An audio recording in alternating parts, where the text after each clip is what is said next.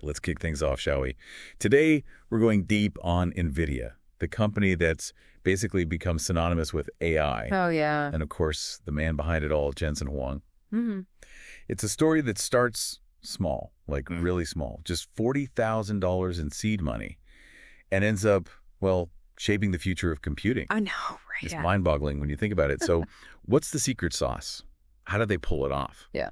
That's exactly what we're going to unpack in this deep dive. You know, for me, what makes Jensen Huang so fascinating is that he's not just a tech whiz. He's got this incredible vision. Right. He saw the potential of GPUs way beyond just making video games look pretty. And honestly, I think that foresight is a huge reason why Nvidia is leading the AI charge today. It's like he had a crystal ball or something.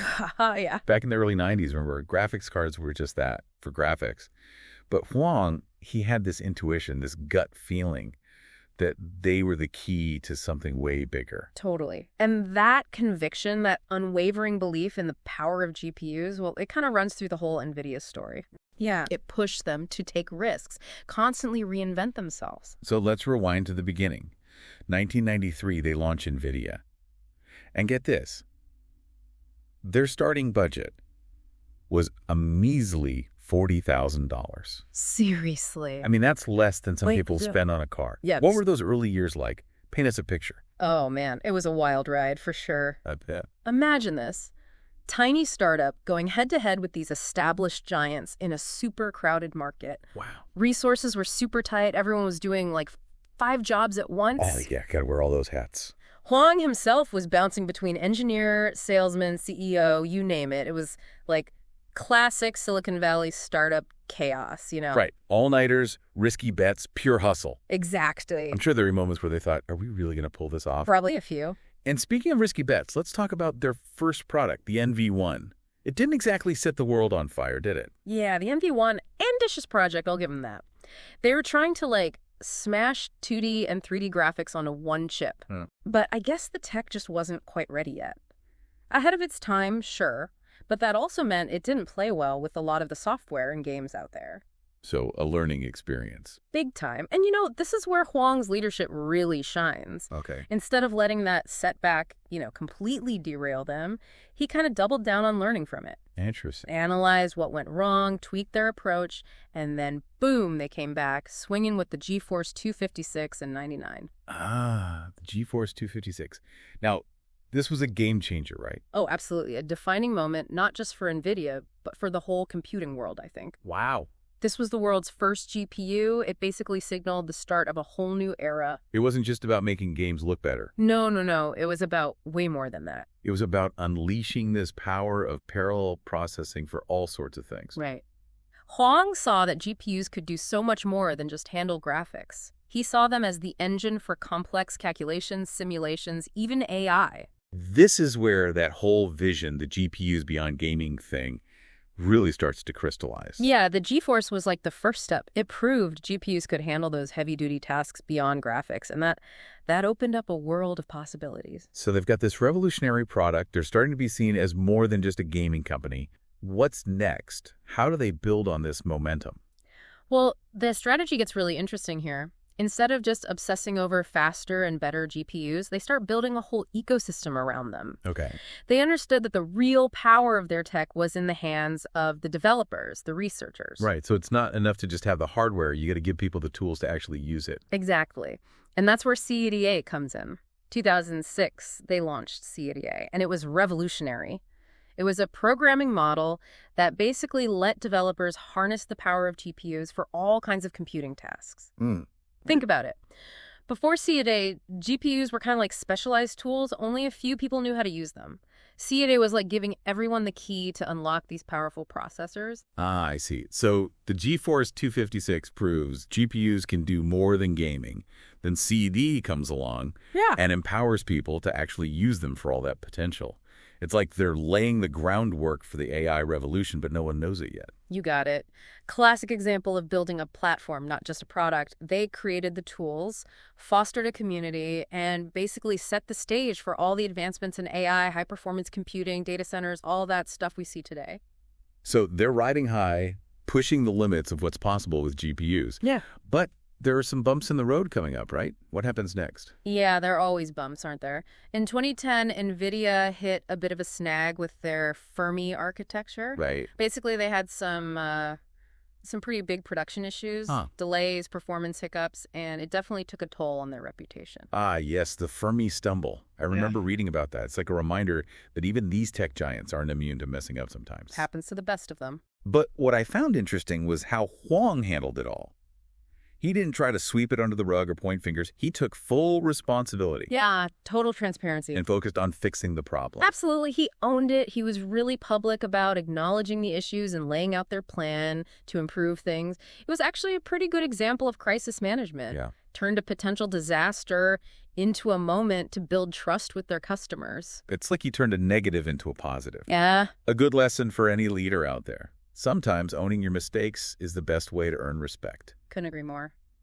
Now, fast forward a few years and we get to another pivotal moment for Nvidia, their attempt to buy ARM Holdings back in 2020. Right. This was a massive deal, like $40 billion, massive. Wow, that's a lot of zeros. It would have given them a huge foothold in the mobile and embedded systems markets. I remember when that news hit, it was huge. Everyone in the tech world was buzzing about what it would mean for the industry. So what happened? Why didn't it go through? Well, regulators around the world weren't exactly thrilled about it. Oh, I bet. Lots of concerns about potential antitrust issues, whether it would stifle competition. Yeah, that makes sense. And despite NVIDIA's best efforts to address those concerns, the deal ultimately fell apart in 2022. That must have been a tough pill to swallow. 2 years working on something that big, and then it collapses. Yeah, I can't imagine. You'd think it would be demoralizing, right? Definitely. But that's the thing about Jensen Huang. He just kind of shrugged it off and moved on. There's that resilience again. Like those setbacks are just temporary detours, not roadblocks. He's always looking ahead, anticipating the next big thing and steering NVIDIA toward it. And speaking of looking ahead, let's talk about where they are today, what they're focused on.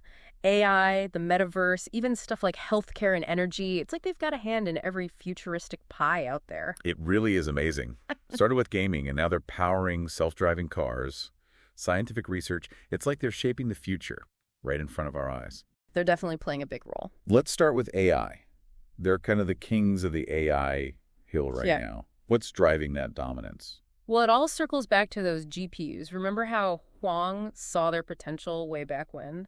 Turns out the parallel processing power of GPUs, it's perfect for all those complex calculations that are at the heart of deep learning. Okay. And deep learning is basically the engine of modern AI. Think about it. Teaching a kid to ride a bike, it takes a ton of practice, trial, and error. Training an AI model is kind of similar. It requires tons of data and computations. Right. GPUs can handle that heavy lifting way faster and more efficiently than traditional CPUs. So they're like the brains behind the AI revolution. Pretty much.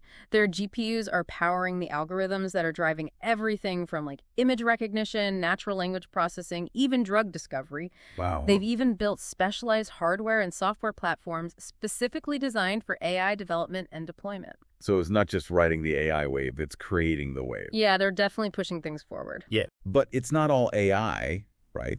They're also making waves in the metaverse. Yeah. That whole interconnected virtual worlds thing. What are they doing there? Oh, this is where things get really cool. NVIDIA's betting big on the metaverse with their Omniverse platform. Remember we were talking about digital twins earlier? Well, this is where it all comes together. Okay. Think of Omniverse as a platform for building super realistic digital versions of real-world stuff. Like a virtual copy. Exactly.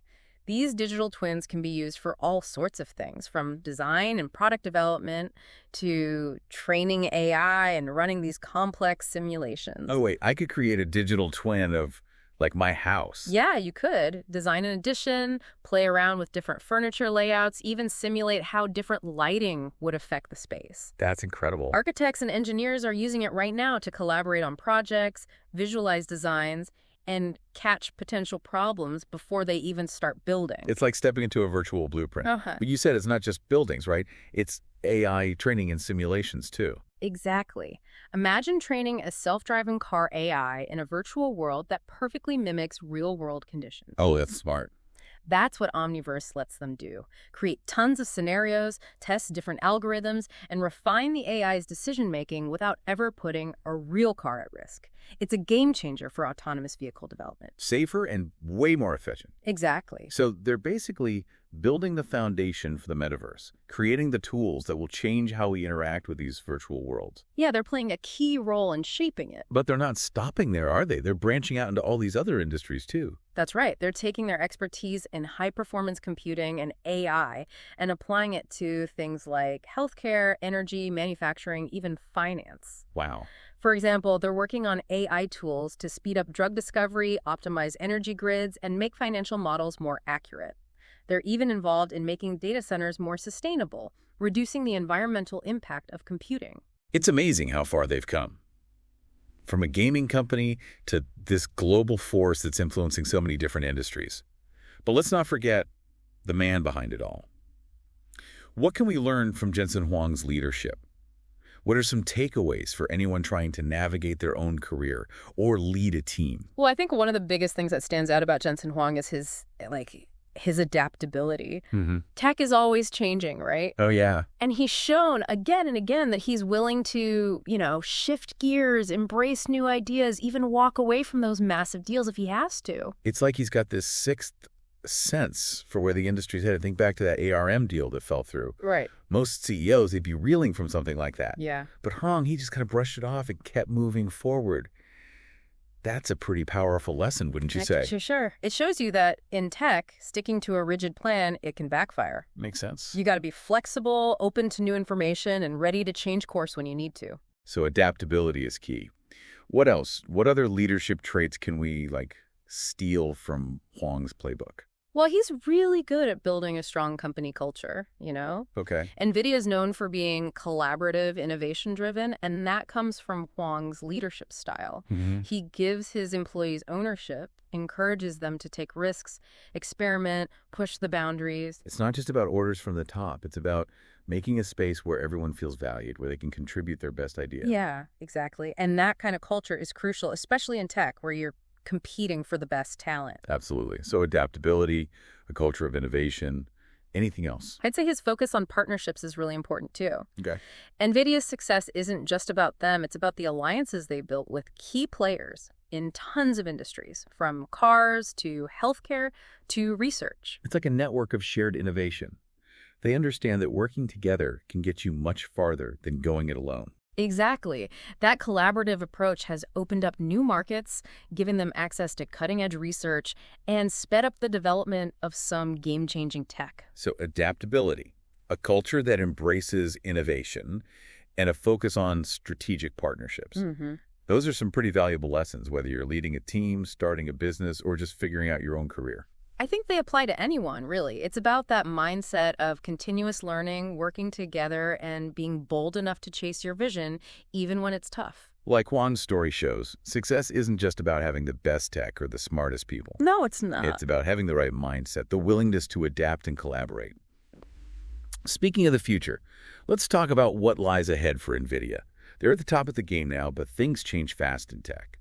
What are some of the hurdles they might face in the next few years? Well, for one, the competition is fierce. Right. They're not the only ones pushing the limits in AI, the metaverse, high-performance computing.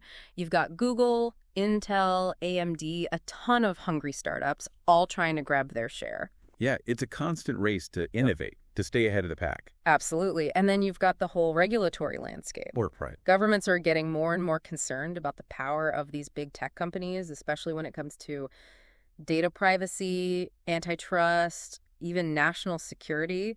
Nvidia will have to navigate that carefully if they want to keep growing. So they need to be aware of the ethical side of things, the impact their tech has on society. It's not just about building cool stuff. It's about building it responsibly. Exactly. And then you've got geopolitical stuff, too. Right, yeah. Trade wars, supply chain issues, political instability, all that can impact a global company.